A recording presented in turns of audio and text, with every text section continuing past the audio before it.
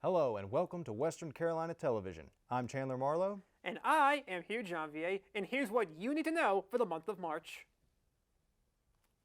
The Diversity Committee of the College of Education and Allied Professions hosted Night of Pride on March 24th.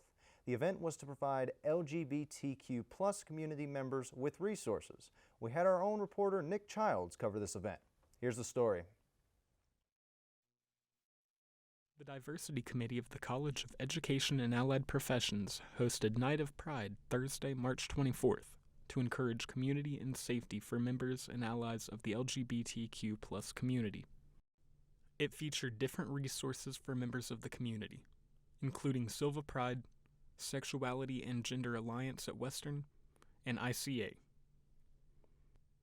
It also had a karaoke stage hosted by WCU student and drag queen Bailey Catch.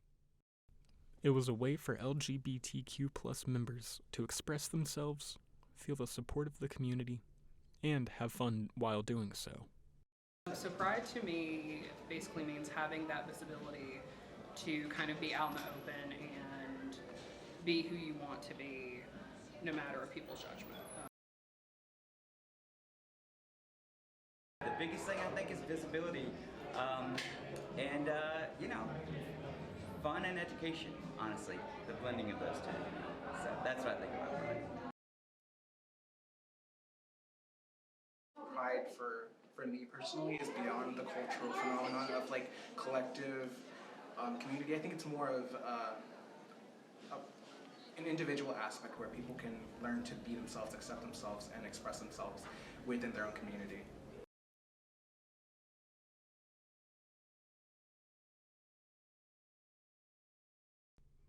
This has been Nick Childs, reporting for WCTV.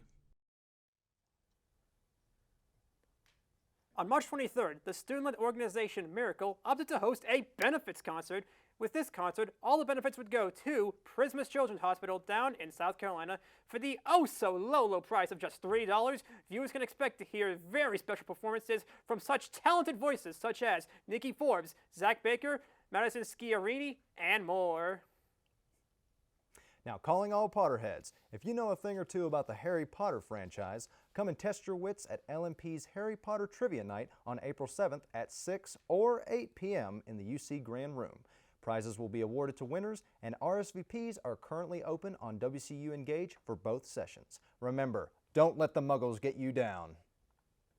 Disc golf normally isn't something worth discussing, but today we will discuss it. The Cherokee Fire Trail added a brand new shiny disc golf course going over 6,000 feet. That's like 6 1,000s. This 18-hole course has signs showing wildlife, dense forests, holes, and other things we won't mention.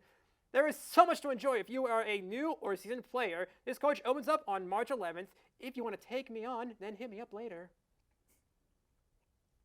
Now, with classes coming to an end, many students' stress builds up, and sometimes things turn a bit negative. However, an organization right here on campus is doing a campus walk to raise awareness about the importance of suicide prevention for students. Reporter Azalee Stansel was on the scene. Every Sunday, Kalia Mosley spends her day playing guitar, reading, singing, I threw my hands in the air, I said, show me something, and hanging out with friends. That routine changed on March the 27th. Mosley walked the campus walk with Out of the Darkness because of her own personal struggles. I've experienced suicidal thoughts, and it wasn't easy, and I eventually got out of it because of the people around me, and because my family and my friends helped me through it, and I want to do the same for others.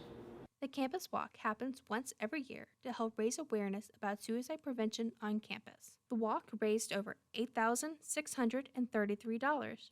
The original goal was $5,000. The money will be going to the American Foundation for Suicide Prevention to help people with medical bills, medication, seeking therapies, and creating more organizations like Out of the Darkness. Dr. David McCord is an expert on suicide risk at Western Carolina University. His research interests are screening for suicide risk and clinical psychological assessment. Actually completed lethal suicides or near lethal attempts is a really low base rate when we think of 330 million people in America. There are about 40,000 or so, completed suicides each year, and it's a tragedy, and it's avoidable, and it's really upsetting to many of us. Over 139 people showed up for the campus walk. Many have their own personal stories for coming. Mackie Jones came for her friends. I came to support my friends who struggle with anxiety, and I know I've had personal struggles with this, so I figured, it'd be a good way to show my support. For more events with Out of the Darkness, you can go to their Engage page. This has been Asley Stanza reporting at the Campus Walk for WCTV. Have a great day, Catamounts. Now, if you want to be involved with Out of the Darkness, you can always visit their Engage page. Now, Hugh, last time I checked, what season was this again? I think it's somewhere between the end of fall and the start of fall. Right, spring, right? Yeah, that was my third guess. Oh, of course. Well, if it's spring, then that means that our lovely Catamounts must be excited about the spring sports. Yes, it does. So you know what? Let's take it to Liam, our own sports reporter, to give us some insights on Western athletics. Hello, Catamounts. My name is Liam Bridgman. WCU spring sports are beginning to ramp up, so let's take an in-depth look at how a few teams have fared throughout the month of March. We'll start with women's tennis. The team began the month of March with 3 straight wins against App State, UNCG, and North Carolina Central.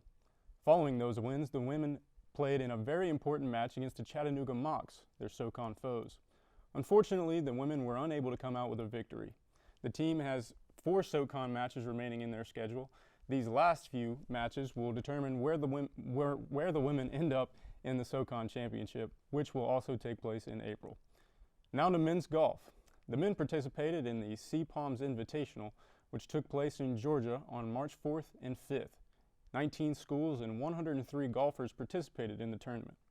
After the first round, WCU was in 3rd place, only 8 strokes over par.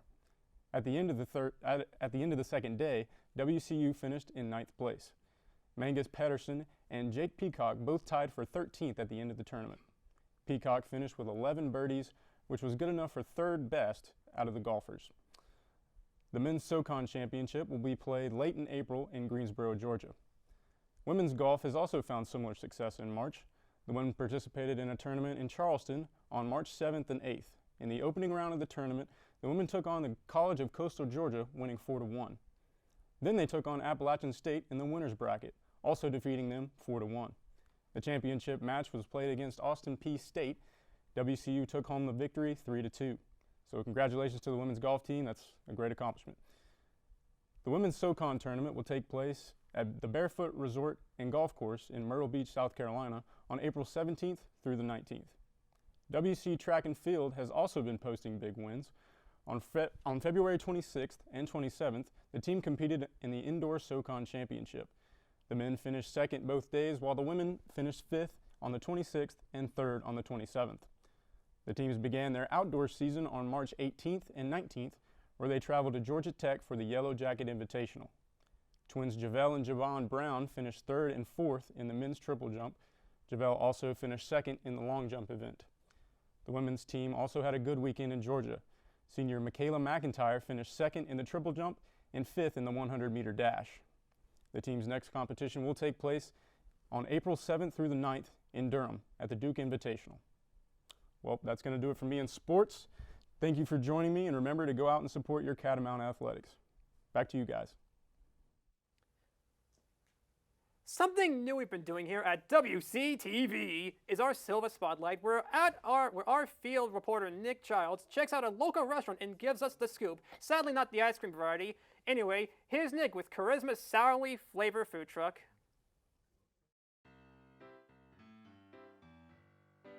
Welcome back to Silver Spotlight, where we showcase different local restaurants. Today, we're looking at Sourly Flavor, a food truck run by former WCU student Charisma DeBerry. Sourly Flavor used to be sold only as plates while the food truck was getting established. They hope to open a brick and mortar in the future. The food sold tends to be a modern soul food plate. Sliders, tenders, loaded french fries, mac and cheese, and more.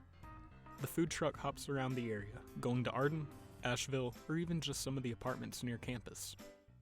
Here's Sourly Flavor promoting the food truck. Yeah, just come try it out. Got some pretty good food. Our Instagram is solely_flavor, and that's where all the updates are. So follow us on Instagram. This has been Nick Childs reporting for WCTV. Don't forget to shop and eat local. That sounds pretty delicious. Now, I don't know about you, Hugh, but have you been outside like any time in like the past week? One in every 5 months or so. Yeah, that sounds pretty reasonable, because I swear it's just been so windy lately. Like, what is this, the after effects of some storms or something? I know, right? It's almost like we're in spring. Oh my gosh, we need someone to help us with the weather, but you used to do the weather, and now you're up here. I know, right? So who could possibly take my place? Well, I think we should throw it to Kyle, our new weatherman. Well, yes, I am the new improved weatherman, about 2 times better than Hugh. This week, we're wrapping up in weather, just like we're wrapping up in sports.